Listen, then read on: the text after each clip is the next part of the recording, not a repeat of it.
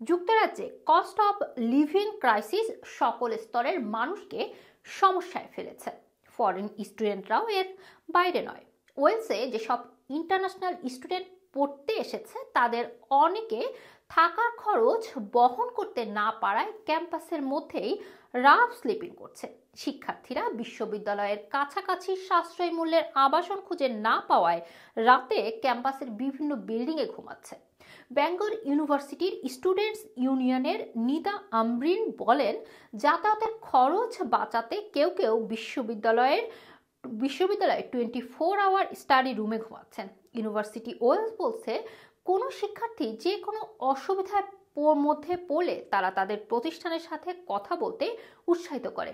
Mrs Amrin আরও বলেন, masters কোর্সের জন্য আসা ফরেন স্টুডেন্টরা বড় ক্ষতির মুখে পড়েছে, কারণ তাদের অনেকের সাথেই পরিবারের সদস্যরা এসেছে। অন্যদিকে বেঙ্গল ইউনিভার্সিটিতে বেশিরভাগ আবাসন শুধুমাত্র ছাত্রদের জন্য বরাদ্দ করা, তাই বাধ্য হয়ে ডিপেন্ডেন্টরা অনেকে এখন ম্যানচেস্টার বা লিভারপুলে বাস করছে। তিনি আরও বলেন, ছাত্ররা কয়েকদিন ধরে বেঙ্গলে ক্লাসে উপস্থিত হওয়ার জন্য পন্টিও বিশ্ববিদ্যালয়ের ক্যাম্পাস ভবনের ৫ম তলায় রাতভর ঘুমিয়েছিল। বাইরে থাকতে গেলে প্রতি রাতে তাদের 20 থেকে 25 পাউন্ড খরচ হয়, তাই খরচ বাঁচাতে তারা এভাবেই ক্যাম্পাসের ভেতরে রাফ স্লিপিং করছে।